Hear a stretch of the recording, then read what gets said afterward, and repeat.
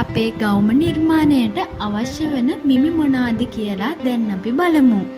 උරහිස මිම්ම, පපුව මිම්ම, අත්කට මිම්ම, ඉන මිම්ම, උරහිස සිට ඉන උස, ඉනේ සුට සායේ උස. දැන් ඔයාගේ පැටර්න් එක අඳින්න අපි පටන් ගමු. ඔයා මුලින්ම මේ විදිහට තිරස් රේඛාවක් ඔයාගේ කොලේ ඇඳගන්න. ඊට පස්සේ ඔයාගේ මේ රේඛාවේ ඔයාගේ උරහිස මිම්ම දෙකට බෙදලා ඒකට අඟල් භාගයක් එකතු කරලා එන උත්තරේ ඔයා මේ තිරස් රේඛාවේ ලකුණු කරගන්න. ඊට පස්සේ ඔයාට පුළුවන් ඒ ලක්ෂ්‍ය හරහා අඟල් 1.5 පහළට මාක් කරගන්න මේ විදිහට. ඔයාට පුළුවන් මේක මේ විදිහට යා කරගන්න. අත්කට මෙන්න දෙකට බෙදලා එයින් භාගයක් අඩු කරලා එන උත්තරේ මේ විදිහට මාක් කරගන්න පුළුවන්. ඔයා ඒ ලක්ෂ්‍ය හරහා මේ විදිහට තිරස් රේඛාවක් ඇඳගන්න.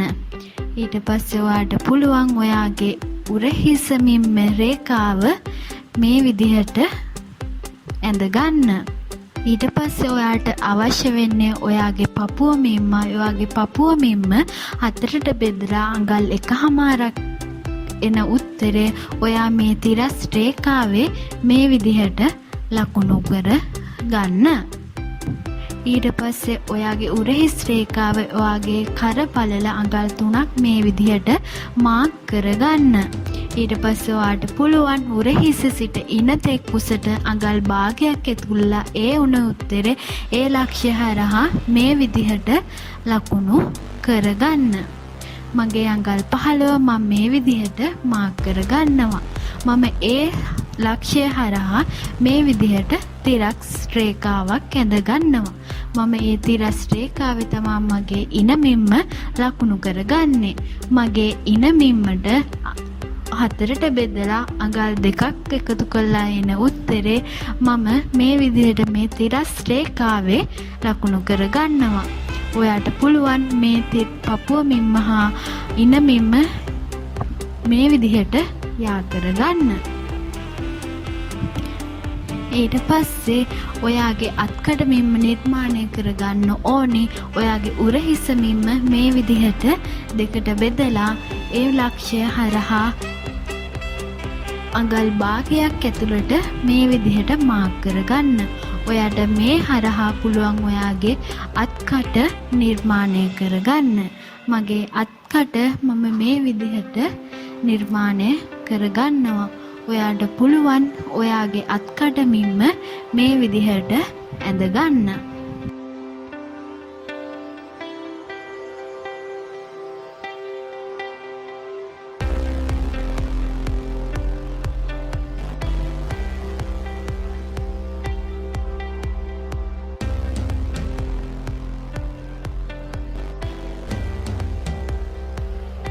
මගේ අත්කට මේ විදිහට මම නිර්මාණය කරගත්තා.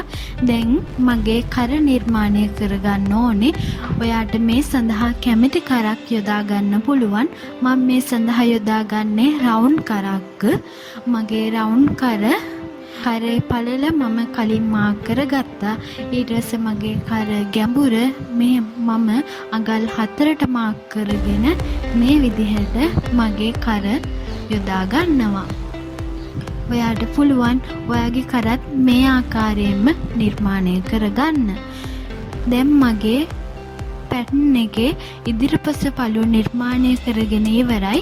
මම මේ විදිහට මගේ කඩදාසි කොලෙන් මගේ ඉදිරිපස පළුව මේ ආකාරයට වෙන් කරගන්නවා. ඔයාට පුළුවන් ඔයාගේ ඉදිරිපස පළුව මේ විදිහට වෙන් කරගන්න.